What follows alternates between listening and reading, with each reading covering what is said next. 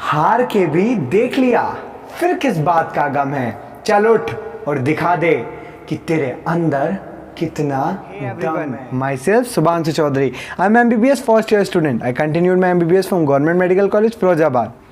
आज का जो टॉपिक है ना, उसे बनाने के लिए ना मेरे अंदर एक अजीब सी एक्साइटमेंट है, क्योंकि ये एक ऐसा टॉपिक है ना जो मेरे लिए बहुत ज़्यादा इंटरेस्टिंग था। जब मैं अपनी प्रिपरेशन करता था ना, मुझसे कोई ऐसा इंसान मिलता था जो सिलेक्टेड है, या फिर कोई ऐसा इंसान जो अपने बैच में टॉप कर रहा होता था, तो मेरा जो सबसे पहला और सबसे इंटरेस्टिंग सवाल होता था कि उनके टेस्ट सीरीज़ में कितने मार्क्स आ रहे हैं। मैं हमेशा जानना चाहता था, क्योंकि उससे मैं प्रेडिक्ट करता था कि मैं किस लेवल पे हूँ। तो ये मेरे लिए कहीं ना कहीं ठीक था। तो मैं आज आपको 2 इयर्स की पूरी कहानी बताऊँगा मॉक टेस्ट की, और ये कोई फेक नहीं है। मेरे पास प्रूफ थे अब तक, लगभग 1.5-2 महीने पहले तक भी मेरे पास पड़े थे, लेकिन मेरे दिमाग में ऐसा कुछ नहीं था कि मैं इस चीज़ पे वीडियो बनाऊंगा। लेकिन जब आप लोगों ने इतने सारे मैसेज किए कि टेस्ट सीरीज़ पे वीडियोस बनाने हैं, तो टेस्ट सीरीज़ के मार्क्स आप भी जानना चाहते थे, तो फिर बाद में मैंने बनाने का सोचा। लेकिन पहले ना मैं जिस फ़ोन को रखता था अपने, उसके अंदर सब मेरे टेस्ट के रिज़ल्ट आते थे, तो मैंने वो अभी तक संभाल के रखे थे। लेकिन कुछ दिन पहले मैंने सिम चेंज कर दिया, तो फिर वो ऑटोमेटिक डिलीट हो गए सारे। लेकिन इसमें जो टेस्ट सीरीज़ के मार्क्स बताऊंगा ना, उनसे प्लीज़ मुझे जज मत करना, क्योंकि वो शायद बहुत कम भी हो सकते हैं और बहुत ज़्यादा भी हो सकते हैं। और हाँ, ऐसे 2 टेस्ट सीरीज़ के मार्क्स बताऊंगा जिन्होंने मेरी लाइफ चेंज कर दी थी। और तो हुआ ऐसा कि जब मैं क्या था कि मेरी स्कूलिंग जो है वो केंद्रीय विद्यालय से हुई है, उत्तराखंड से। तो वहाँ पे मैंने स्कूल में मेरे बहुत अच्छे मार्क्स आए थे, इवन मैंने टॉप किया था अपने स्कूल में। तो क्या था कि जब दिमाग में ना एक भ्रम होता है कि जब स्कूल टॉप कर लेते हैं कि यार हम तो टॉपर हैं और हम तो कोटा जाएंगे, कोटा में फाड़ देंगे, और हमारा सिलेक्शन कौन नहीं कर पाया, कैसे नहीं होगा। तो ये सब ना दिमाग में चल रहा था कि तेरा सिलेक्शन क्यों नहीं होगा, तेरा तो ज़रूर होगा, तू तो कोटा में वो उत्तराखंड के अंदर अपने कॉलेज स्कूल के अंदर टॉप करके आया। फिर क्या हुआ कि जैसे मैं शिफ्ट हुआ वहाँ पे, मैंने सर्वोत्तम कैरियर इंस्टीट्यूट में अपना एडमिशन कराया। तो वहाँ पे स्टडीज़ चलने लगी।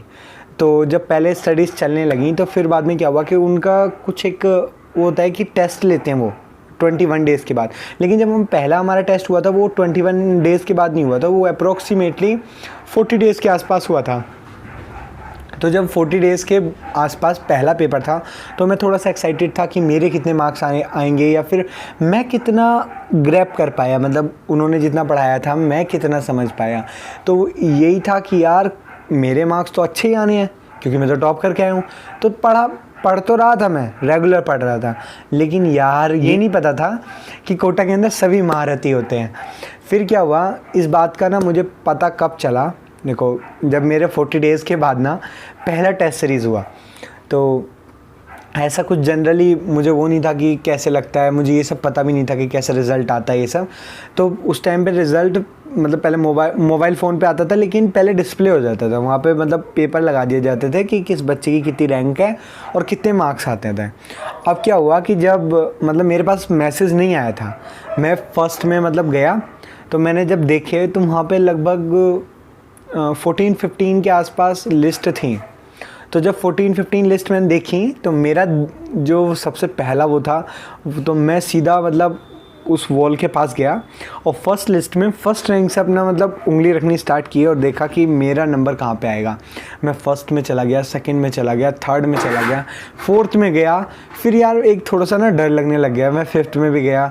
फिर बाद में जब लास्ट हो गया ना, फिर बाद में क्या हुआ कि मुझे अपना रोल नंबर और मेरे मार्क्स 11th लिस्ट में मिले। यार ये समझो कि मेरे ना पाँव के तले से ज़मीन खिसक गई। पता ही नहीं चला कि मेरे साथ हुआ क्या है।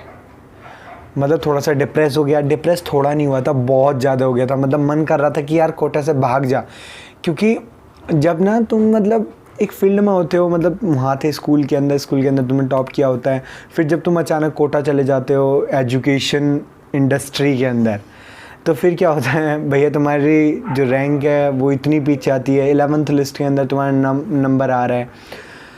कोई होप बची नहीं थी, कुछ भी ऐसा नहीं था कि मैं क्योंकि यार उस टाइम कोई मुझे मोटिवेट करने वाला नहीं था, इतने ज़्यादा वो भी नहीं थे मेरे कॉन्टेक्ट्स के टीचर से कि वो मुझे बता दे। तो मैं मार्क्स अराउंड आए थे मेरे 300 के आसपास, 300 के आसपास आए थे। मतलब एग्जैक्ट मुझे नहीं पता, देखो झूठ बोलने वाली कोई बात नहीं है, लेकिन एग्जैक्ट मतलब जो अप्रोक्स है वो 300 के आसपास आया था। 320 326 के आसपास थे, कुछ ऐसे मार्क्स थे।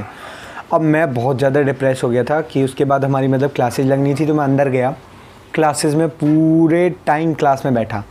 लेकिन जो वो था ना कि एक डर बैठ गया था अंदर कि यार तेरा सिलेक्शन हो ही नहीं सकता। तो उससे ऊपर इतने सारे बच्चे हैं यार, 11th लिस्ट में आना मतलब आउट ऑफ कंपटीशन है तू तो फिर क्या हुआ, मैं घर गया अपना, मतलब जैसे शाम को जनरली हम 9 बजे के आसपास घर पहुंचा करते थे, तो 9 बजे के पास मैंने मतलब खाना वाना नहीं खाया, मैं अपने कमरे में गया और मैंने मतलब कुंडी बंद कर ली और इतना रोया यार, बता नहीं सकता। वो जो मोमेंट था ना मेरे लिए, वो डिप्रेशन से भी बदतर था। मतलब ऐसा लग रहा था कि यार तू कितने सारे सपने लेके आया था, 1 साल में क्रैक करके जाऊंगा, ये सब वो सब। तो बहुत मतलब लगभग 1.5-2 घंटे मैंने मतलब बहुत ज़्यादा, मतलब एक तरीके से मैं रो नहीं रहा था, बस आंसू टपक रहे थे। वो बहुत यार गंदा मोमेंट था। मैं अब उसके बारे में छोड़ो, रहने दो उसके बारे में। फिर बाद में क्या हुआ कि मैं रात को मतलब बिना खाना खाए सो गया। सोने के बाद जब मैं मतलब अर्ली मॉर्निंग दोबारा उठा, फिर मैंने सोचा, सुबह मम्मी का कॉल आ रहा था, तो मैं मतलब मम्मी का कॉल मैंने पिक किया। मम्मी का कॉल पिक करने के बाद फिर मेरी जनरली बात होने लगी। तो सभी की मम्मी होती हैं यार, तुम मतलब थोड़े से परेशान हो ना, तो वो पता कर लेती हैं कि क्या चल रहा है बच्चे के अंदर। तो पता, मैंने भी मतलब ऐसे जनरली जैसे बात कर रहा था ऐसे कर रहा था, लेकिन वो बात रोज़ की तरह नहीं थी। तो मम्मी ने मतलब बात करते करते मुझसे पूछा कि थोड़ा सा परेशान लग रहा है। तो मैंने कहा हाँ, मैंने पहले मना करता गया, फिर बाद में मैंने लास्ट में कहा कि हाँ मम्मी ऐसे ऐसे हैं और मेरे मार्क्स ऐसे ऐसे आए हैं और रैंक कितनी पीछे है, और मतलब मुझे इतना उम्मीद नहीं थी कि मतलब मैं इतना पीछे आऊँगा। तो मतलब सीट्स इतनी नहीं है और ये तो कुछ भी नहीं है, इससे अलग एलन में इतनी सारी कोचिंगें चल रही हैं, उनके बच्चे कितने तेज़ होंगे, इस बात का अंदाज़ा मुझे लगने लग गया था। मतलब कंपटीशन का अंदाज़ा मुझे यही 40 दिन के बाद जब पहला रिज़ल्ट आया तब लगा। फिर जब मैं मम्मी से बात कर रहा था तो मम्मी ने मुझे एक बहुत प्यारी बात समझाई कि हर जगह का माहौल और हर जगह की स्टडीज़ अलग अलग हैं। जब हम स्कूल में स्टडीज़ कर रहे थे तो वो हम सिर्फ़ और सिर्फ एक एग्ज़ाम के बेस से कर रहे थे, लेकिन यहाँ पे हम कंपटीशन के अंदर थे। कंपटीशन का मतलब क्या है कि तुम्हें एक दूसरे से कंपटीशन है, मतलब मैटर नहीं करता कि तुम्हारे कितने मार्क्स आ रहे हैं, या इसमें है क्या है, रिलेटिव मार्क्स मैटर करते हैं। कि अगर टॉपर के मार्क्स 500 आए हैं और तुम्हारे 400 आए हैं तो वो मच बेटर है। क्योंकि रैंक भी नीचे जाने वाली है सबकी। तो मम्मी ने बहुत अच्छे से समझाया कि रिलेटिव होती है हर चीज़ें। तो फिर क्या हुआ कि तुम मेहनत करते जाओ, अभी तो मतलब स्टार्टिंग हुई है, 40 दिन हुए हैं, अभी तुम्हारे पास इतने दिन हैं कि तुम अच्छे से अपना रिकवर कर सकते हो। फिर मेरे दिमाग में भी ये सब बातें चलने लगी कि हाँ यार कर तो सकते हैं। जब मतलब कोई भी चीज़ कोई भी टॉपिक में पकड़ता था तो मैं अच्छे से कर लेता था, लेकिन जब मैं उसके क्वेश्चंस लगाने में बहुत दिक्कत आती थी। तो क्वेश्चंस मुझसे जनरली सॉल्व नहीं होते थे। हाँ, मैं तुम्हें सच बता रहा हूँ, क्वेश्चन में जनरली सॉल्व नहीं कर पाता। फिर क्या हुआ कि मैंने ना कंसिस्टेंट दोबारा से पढ़ना स्टार्ट करा। जब तक मेरे ऐसे सच कोई फ्रेंड्स वगैरह नहीं बने थे, मैंने दोबारा पढ़ना स्टार्ट करा। टेस्ट सीरीज़ का सेकंड रिज़ल्ट आता है, तो सेकंड में क्या हुआ कि यार थोड़ी मेहनत की थी, थोड़ा सा पता चला था कि एमसीक्यू किस तरीके से सॉल्व कर रहे हैं बच्चे। तो क्या हुआ, मेरी रैंक थोड़ी सी बूस्ट हुई, हल्की सी बूस्ट हुई, ज़्यादा नहीं हुई थी यार। इतना मुझे एक्सपेक्ट भी नहीं था कि ज़्यादा हो जाए, क्योंकि भाई साहब एक दिन में कुछ नहीं होता, तुम्हें मतलब कंसिस्टेंट मेहनत करनी पड़ती है, तब तुम्हारी रैंक लास्ट से फर्स्ट तक पहुंचती है। तो फिर क्या हुआ, मेरे साथ भी ऐसा ही होने लगा कि थोड़ी सी इम्प्रूव हुई, मेरे अंदर थोड़ा सा कॉन्फिडेंस आया कि हाँ यार तू थोड़ा सा ऊपर जा रहा है। फिर जब हम अगली बार जब हमारा दोबारा टेस्ट हुआ तो मेरी रैंक लगभग मतलब 8th या 9th में पहुंच गई थी। इतना हुआ कि 8th और 9th में पहुंच गई। फिर क्या हुआ, मुझे ज़्यादा खुशी हो गई कि यार तू 8-9 में आ गया, तू बहुत ज़्यादा अचीव कर सकता है, तू बहुत अच्छे मार्क्स भी ला सकता है। 11 से 8th में पहुंचना, 8-9 में लिस्ट में, तो वो सही था। मतलब मार्क्स भी थोड़े थोड़े इंक्रीज़ हो रहे थे। जैसे 326 के आसपास पहले में आए थे, दूसरे में मेरे 350 के आसपास आए थे, और 3 में जब मैंने सेकेंड मतलब थर्ड वो दिया था तो उसमें 385 के आसपास हो गए थे। तो क्या हुआ कि मेरे अंदर थोड़ा सा ओवर कॉन्फिडेंस भी आने लगा, जबकि मार्क्स लो आ रहे थे, लेकिन मेरे अंदर थोड़ा सा ओवर कॉन्फिडेंस आने लग गया था। तो मैंने क्या काम किया, अगले टेस्ट में थोड़ी सी ढील दी, मतलब मुझे पता नहीं था, लेकिन वो हो गई अचानक, ढील देने लग गया मैं जैसे क्लास का आके रिवाइज़ ना करना। तो क्या हुआ कि अचानक से दोबारा पेपर हुआ ना, तो एक और झटका भाई साहब, मैं पहुंच गया 296 के आसपास। हाँ, यही मार्क्स थे जिसमें मुझे सबसे ज़्यादा डिप्रेशन हुआ, 296 के आसपास। फिर मुझे दोबारा से डिप्रेशन हो गया। मैं मतलब ऐसा कोई नहीं था कि मैं बहुत बड़ा टॉपर बन चुका था या फिर मेरी मेंटलिटी बहुत ज़्यादा चेंज हो गई थी। आप जैसी मेंटलिटी थी यार, डिप्रेशन भी होता था, एंजाइटी भी होती थी या स्ट्रेस भी बहुत ज़्यादा होता था। मन नहीं करता था खाना खाने का यार, जब मार्क्स कम आते थे मन नहीं करता था कहीं जाने का, सिर्फ अपने कमरे में बंद रहते थे। और फिर जब उस टाइम पे ना, जब वो डिप्रेशन वाला टाइम होता था ना, और जब हम अपने मॉड्यूल सब बुक्स देखते थे, इतना गंदा गुस्सा आता था ना यार कि इतना कुछ पढ़ते हैं। फिर क्या हुआ, ये मैं फ़र्स्ट ईयर के बता रहा हूँ, जितने भी मार्क्स बता रहा हूँ ना फर्स्ट ईयर के बता रहा हूँ। फिर हमारे मतलब धीरे धीरे चलने लगे। फिर क्या हुआ कि SRG बैच का वो होता है, वहाँ पे क्या होता था कि SRG बैच बनाया जाता था, तो जो टॉपर्स बच्चे होते थे वो निकाल लिए जाते थे। तो हमारा कहाँ आ रहा था यार, उस टाइम पे SRG में आया भी नहीं हमारा। SRG के अंदर उसमें बहुत सारे बच्चे सेलेक्ट हुए। जब बहुत सारे बच्चे वो सेलेक्ट हुए और जब वो मतलब अलग से उनका एग्ज़ाम हुआ करता था, तो मैं देखा करता था यार हमारा एग्ज़ाम नहीं हो रहा है, इसका मतलब कोचिंग के नज़रों में वो लोग सिलेक्टेड हैं और हम लोग सिर्फ उनकी फ़ीस पे करने के लिए हैं। फिर मेरी थोड़ी थोड़ी मेंटलिटी चेंज होने लगी। मैंने क्या काम किया, मैं अपने डाउट्स बहुत ज़्यादा मतलब पूछने लग गया, बहुत ज़्यादा मतलब। लेकिन फिर मैंने फर्स्ट वीडियो में अपनी बताया था कि मेरी गलती क्या थी। मैंने मतलब कंसिस्टेंट रह के पढ़ना स्टार्ट किया, लेकिन मैं बीच बीच में ना, मुझे मतलब थोड़े थोड़े दिन के ना वो आते थे, ब्रेक्स आते थे मेरी ज़िंदगी में। मतलब कभी कुछ ऐसा हो जाता था कि मैं मतलब पढ़ना छोड़ देता था, थोड़े मतलब पढ़ता था लेकिन कोचिंग सिर्फ लेता था। फिर उसके बाद जैसे होता है ना कि कोचिंग से आने के बाद उसे रिवाइज़ कर लो तो वो बिल्कुल दिमाग में फ़िक्स हो जाता है। हमारे वो वाला कंसेप्ट कभी कभी बीच बीच में हमारा मतलब ट्रैक से हट जाना, क्योंकि कुछ फ्रेंड्स बनते जाते हैं कोटा के अंदर, जैसे जैसे तुम रहते हो तो थोड़े से फ्रेंड्स बनने लगे। फिर जनरली हमारा चल रहा था। तो जब हम लास्ट तक पहुँचे तो हमारे मार्क्स इंक्रीज़ होने लगे, थोड़े थोड़े इंक्रीज़ होने लगे, क्योंकि मैं वापस ट्रैक पे आता था, ट्रैक से हटता था, ट्रैक पे आता था। मेरे रिवीजन की जो फ्रीक्वेंसी थी वो बढ़ने लगी, क्योंकि मेरे पास ना मतलब एक हमारे आसपास के एक मतलब भैया थे, वो मेरे पीजी में रहते थे जहाँ में मैं रहता था। तो वो IIT कर रहे थे, उनकी रैंक बहुत अच्छी आती थी, जेन्युइनली बहुत अच्छी आती थी। मतलब उनसे केमिस्ट्री के अंदर ना कुछ भी क्वेश्चन पूछ लो ना, जाके बहुत मस्त बताते थे, बहुत मस्त कॉन्सेप्ट्स हैं उनके। तो मैंने ना उनसे एक दिन पूछा कि मुझे रिवीजन की स्ट्रेटजी बताओ। तो उन्होंने कहा कि मुझे बायो की तो पता नहीं है, मैं तो मैथ से हूँ, लेकिन फिर भी मैंने उनसे एक रिक्वेस्ट करी कि तुम मुझे फिर भी बताओ कि तुम किस तरीके से रिवाइज़ करते हो। अब मैंने ना उनसे सब चीज़ें पूछनी स्टार्ट की और मैंने रिवीजन की फ्रीक्वेंसी बढ़ानी स्टार्ट की। मतलब सिर्फ वहाँ पे लगभग ये बात है आसपास दिसंबर के आसपास कि मैंने रिवीजन अपना बढ़ाना स्टार्ट किया, जबकि हमारे कोचिंग में सिलेबस बचा हुआ था बहुत सारा। तो जब मैंने रिवीजन करना स्टार्ट हुआ, लेकिन कुछ दिन मैंने रिवीजन किया तब मेरे मार्क्स बूस्ट हुए। मैं मतलब मैक्सिमम जो मार्क्स मेरे पहुँचे थे उस मतलब प्रीवियस में, जब मेरा सिलेक्शन नहीं हुआ था उस ईयर की बात बता रहा हूँ, तो मैक्सिमम जो मेरे मार्क्स पहुँचे थे वो पहुँचे थे लगभग 465 या फिर 470 के आसपास, यही था मेरे मार्क्स।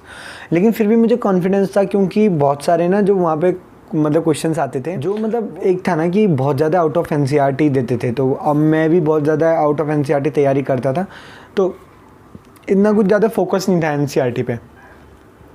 और एक मेरा रिवीजन बिल्कुल लास्ट में बंद हो गया था, क्योंकि मैं नई नई बुक्स पढ़ने लग गया था, नई नई मॉड्यूल्स पढ़ने लग गया था। रिवीजन का कोई पता नहीं था, कोई ठिकाना नहीं था रिवीजन का। फिर भी मतलब एक लास्ट में जो कहते हैं ना कि सब चीज़ ग्रैब करके मैं पेपर के अंदर पहुंच गया। जब मैं पेपर के अंदर पहुंचा तो पेपर में पहुंचने के बाद एक तो मेरे साथ क्या हुआ था कि मैं थोड़ा सा पेपर सेंटर पे ना लेट पहुंचा था। वो भी एक स्टोरी है बहुत लंबी, छोड़ो उस स्टोरी को। लेकिन क्या हुआ कि मैं बहुत ज़्यादा ना होपलेस हो गया था, मतलब मुझे समझ नहीं आ रहा था कि मैं कर क्या रहा हूँ। मैं जाके जैसी मतलब सीट्स भरने बैठा, सब वहाँ पे बैठे हुए थे, मैंने देखा एग्ज़ाम हॉल में, मेरा फर्स्ट अटैम्प्ट था वो। तो क्या हुआ, सब बैठे हुए थे, सब अपने मतलब फीलिंग ऑलमोस्ट कंप्लीट कर रहे थे और मैं जाके बैठा तो मैं थोड़ा सा ऑफलेस था कि मुझे सबसे कम टाइम मिलेगा, सबका पेपर मतलब बढ़ जाएगा और मैं यही फील करता रह जाऊँगा, सब अपना पेपर करना स्टार्ट कर देंगे। तो मैंने क्या काम किया, फिर मैंने वो करना स्टार्ट किया, मतलब पेपर हुआ, मेरा पेपर ख़त्म हुआ, वो नहीं हुआ, सेलेक्ट नहीं हुआ, कोई सीट नहीं मिली, ना BDS कुछ नहीं मिला यार। नेक्स्ट ईयर के अंदर आया। अब नेक्स्ट ईयर में मैंने वो बोला था ना कि मैं 2 मार्क्स बताऊंगा कि जिन्होंने मेरी ज़िंदगी बदल दी। वो पहला था सेकेंड, मतलब जब मैंने ड्रॉप लिया तो क्या हुआ, ड्रॉप लेने के बाद जब पहला मैंने खूब मेहनत की, मतलब मेरे साथ एक फ्रेंड वो था जो पिछले साल भी मेरे साथ था और इस साल भी मेरे साथ था। तो हम दोनों का क्या था कि हम दोनों ऑलमोस्ट सेम पढ़ाई कर रहे थे, लेकिन वो थोड़ा सा पढ़ाई कम करता था। तो हम दोनों के रूम, मेरा था 4th फ्लोर पे, उसका था 2nd फ्लोर पे। तो हम दोनों की ना बात कम होनी स्टार्ट हो गई, हम इतनी ज़्यादा बात नहीं करते थे, हमने पढ़ना स्टार्ट कर दिया। तो जब मतलब मैं कोचिंग में गया तो मैंने तुम्हें फर्स्ट वीडियो में बताया कि मैंने पहले एनालिसिस किया कि मैं किस वजह से फ़ेल हुआ। मतलब मेरी ऐसी क्या चीज़ थी कि मैं जिसकी वजह से फ़ेल हो गया, मेरे मार्क्स नहीं आए, मैं मतलब क्लियर नहीं कर पाया। तो बहुत सारी चीज़ें थी यार, मैंने लिख ली, सब लिखी, बुक लिस्ट बनाई कि मुझे इस बार बुक लिस्ट कौन सी यूज़ करनी है। फिर जब मैंने बुक्स लिस्ट और NCERT को इस बार बहुत अच्छे से पढ़ा, जब NCERT की बारी आई तो 2nd ईयर में ना मेरे फर्स्ट मार्क्स आए। फर्स्ट मार्क्स में क्या पता कितने आए थे? 677 फर्स्ट में। फिर इसके बाद मेरे मार्क्स ड्रॉप हुए। वो फर्स्ट मार्क्स थे क्योंकि उसके अंदर क्या हुआ था ना, जनरल चीज़ें पूछी गई थी। वो मतलब ऐसा कोई वो नहीं था, एग्ज़ाम नहीं था कि बहुत ज़्यादा मतलब उसके अंदर हाई-फाई चीज़ें पूछी गई हों। वो नॉर्मल चीज़ें पूछी गई थी और वो हमारा बहुत जल्दी हो गया था जब हमारी क्लासेस स्टार्ट हुई थी। तो 677 जब मेरे मार्क्स आए और मैं मतलब कोचिंग के अंदर 3rd पोजीशन पे था अपनी कोचिंग में, तो भाई मुझे वो जो बूस्ट मिला या कहो कि वो जो कॉन्फिडेंस आया वो अनदर लेवल पे था। मतलब मुझे ना, कहते हैं ना, जब मैंने पिछले साल जब अपने पहली बार मार्क्स देखे थे ना, तो मुझे तभी अंदाज़ा लगने लग गया था कि मेरा सिलेक्शन नहीं होने वाला। लेकिन जब मैंने इस बार फर्स्ट में दिए ना, तो मेरे मार्क्स 677 आए। वो मेरे लिए बहुत बड़ा मोटिवेशन का फैक्टर था कि अगर मैं 677 इस एग्ज़ाम में ला सकता हूँ तो मैं 677 हर मार्क्स में, हर एग्ज़ाम में ला सकता हूँ। पर ऐसा ना कंटिन्यू नहीं रहा। अब जैसे ही हमारे आगे बढ़ते चले गए, सिलेबस बढ़ता चला गया, मेरे मार्क्स ड्रॉप करने लग गए। जब मार्क्स ड्रॉप करने लग गए ना, फिर थोड़ा सा कॉन्फिडेंस लूज़ होने लगा और मार्क्स मेरे मतलब ऑन एन एवरेज जो रहते थे वो 500 के आसपास रहते थे। मतलब ना इतना हाई 600, तो मैं कुछ बार गया हूँ 600 में, ज़्यादा बार क्रॉस नहीं किया मैंने 600, और मतलब ऑन एन एवरेज 500 के आसपास रहते थे। इतने ज़्यादा मार्क्स मेरे कभी नहीं आए। फिर क्या हुआ, जैसे जैसे मेरे मतलब आगे बढ़ते चले गए तो मेरे मार्क्स ड्रॉप होने लगे। यहाँ तक कि जो मार्क्स थे, एक बार तो ऐसा हुआ जो मेरे लिए ना बहुत ज़्यादा, मतलब जिसने मेरे लिए बहुत ज़्यादा मोटिवेशन का काम किया था, वो मेरे मार्क्स थे 426 इन द 2nd अटैम्प्ट। फिर क्या हुआ कि मैं 2nd अटैम्प्ट के अंदर थोड़ा सा एक टाइम था कि जब मैं डिस्ट्रैक्ट होना स्टार्ट हुआ। जब मैं डिस्ट्रैक्ट होना स्टार्ट हुआ ना, तो मेरे मार्क्स आए 426 जब सिलेबस बढ़ने लगा। हाँ, और एक और बात, मैं इस बार SRG में सिलेक्ट हो गया था। SRG के अंदर हम एग्ज़ाम दे रहे थे, वहाँ पे ठीक ठाक प्रोग्रेस चल रही थी। लेकिन जो एग्ज़ाम हमारे 21 डेज़ के बाद होते थे ना, उसमें मेरे मार्क्स आए एक बार 426 मार्क्स जिस बार आए ना, उस बार मतलब मुझे कुछ भी बचा ही नहीं था मेरे उसमें। मैं सोच रहा था यार इस बार तू पापा को क्या जवाब देगा, तू अच्छे खासे 677 मार्क्स से 426 पे ड्रॉप कर चुका है और कुछ ही मतलब मंथ में तेरे एग्ज़ाम भी आने वाले हैं। तो फिर क्या हुआ, मैंने दोबारा से अपना मतलब पेस पकड़ा और मैंने फिर से मतलब वो लगभग मेरे लिए मेरी ज़िंदगी में 15 डेज़ के लिए हुआ था जब मेरे मार्क्स वो मतलब मेरी गलती की वजह से ड्रॉप हुए थे। फिर मैंने दोबारा से ट्रैक पाया, फिर मेरे 500 के आसपास पहुंचने लग गए थे, 500 के रेंज में रहने लग गया था मैं। 500 से अब जाते थे, हाँ पहुंच जाते थे 500 से अब। फिर क्या हुआ कि अच्छे खासे जब हमारे लास्ट में रिवीजन चल रहे थे, तो इस बार मैं रिवाइज़ बहुत ज़्यादा फ्रीक्वेंसी में कर रहा था। मतलब रिवाइज़ बार बार रिवाइज़ कर रहा था, NCERT बार पढ़ रहा था। फिर क्या हुआ कि हमारे जैसे वो फाइनल वाले होते हैं ना, एग्ज़ाम से पहले वो टेस्ट सीरीज़ स्टार्ट हो जाती, तो हमारी भी टेस्ट सीरीज़ स्टार्ट हो गई थी इस बार लॉकडाउन लगने से पहले। तो फर्स्ट हुआ कि 11th का टेस्ट होता है, तो 11th में आए मेरे 520 के आसपास मार्क्स आए थे। फिर हुआ 12th मैंने बहुत मतलब बहुत ज़्यादा मेहनत करके, मतलब ये समझ लो कि बहुत ज़्यादा करके, तो मेरे आए उसमें 550 आए। तो वो जेन्युइन मतलब बढ़िया थे। हमें लग रहा था यार अभी तो हमारे पास बहुत सारे महीने हैं और हम बहुत अच्छे से प्रिपेयर कर सकते हैं, क्योंकि मेरा सिलेबस ऑलमोस्ट कंप्लीट हो गया था। मैं रिवीजन पे क्योंकि ज़्यादा फोकस कर रहा था। फिर क्या हुआ, दोनों का कंबाइंड टेस्ट होना स्टार्ट हुआ। तो जब कंबाइंड टेस्ट स्टार्ट ही हुआ था कि हमारा लॉकडाउन लग गया। और लॉकडाउन के बाद मैंने क्या किया, या मैंने कौन सी कोचिंग ऑनलाइन कोचिंग या ऑनलाइन टेस्ट ज्वाइन किए, वो मैं आपको इसके सेकंड पार्ट में बताऊंगा। लेकिन क्या हुआ मेरे साथ ना, इस लॉकडाउन के अंदर भी कुछ ऐसी चीज़ें हुई जो मेरे सिलेक्शन में बहुत ज़्यादा ज़रूरी हैं। बहुत सारे ऐसी टेस्ट सीरीज़ थी या टेस्ट दिए मैंने जो मुझे एग्जैक्ट पेपर में मुझे बहुत ज़्यादा हेल्प किया।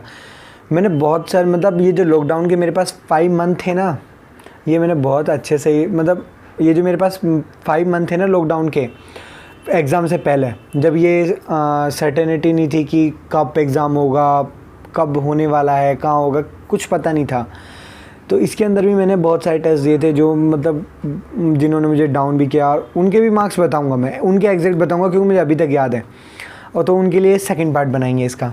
सो अगर आपको सेकंड पार्ट चाहिए तो आप कमेंट कर देना। और क्या कहते हैं, अगर आपको मेरे लॉकडाउन में जिस तरीके से मैं प्रिपेयर करता था लास्ट के मंथ में वो चाहिए तो वो आप कमेंट कर देना। और क्या कहते हैं, हम ना अगली वीडियो में मैं आपको बताऊंगा बायो के बारे में कि मैंने लास्ट में बायो किस तरीके से कंप्लीट की थी और मतलब रिवीजन कैसे कंप्लीट किया था। बायो तो मैंने पहले ही कंप्लीट कर ली, लेकिन रिवीजन किस तरीके से किया था। तो थैंक यू, पढ़ते रहना।